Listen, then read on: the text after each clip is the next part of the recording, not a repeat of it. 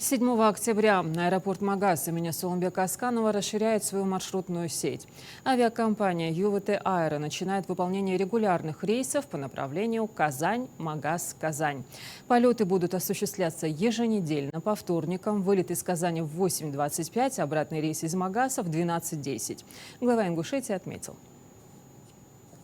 Запуск регулярного рейса в Казань – важный шаг в развитии транспортной инфраструктуры нашего региона. Это не только повысит доступность авиасообщения для жителей Ингушетии, но и будет способствовать укреплению экономических и туристических связей между нашими регионами. Мы продолжаем работу по расширению маршрутной сети аэропорта Магас, чтобы сделать республику еще более привлекательной для гостей и инвесторов. Аэропорт Магас является единственным гражданским аэропортом Республики Ингушетия и расположен в 30 километрах от столицы региона. В 2024 году пассажиропоток аэропорта составил более 157 тысяч человек, что на 8% превысило показатели предыдущего года. Среди действующих направлений регулярные рейсы в Москву, Внуково и Шереметьево, Санкт-Петербург, Сочи, Самару, Тюмень и Петрозаводск, а также сезонные перевозки паломников в Саудовскую Аравию. Инфраструктура аэропорта включает пассажирский терминал, VIP-зал, современное радионавигационное оборудование и взлетно-посадочную полосу длиной 3000 метров. В ближайшие годы планируется дальнейшее развитие аэропорта, включая строительство международного терминала, что позволит увеличить пассажиропоток и привлекать новых авиаперевозчиков. Запуск рейса Казань-Магас-Казань станет еще одним шагом в развитии авиасообщения на юге России, открывая новые возможности для пассажиров и способствуя экономическому росту региона.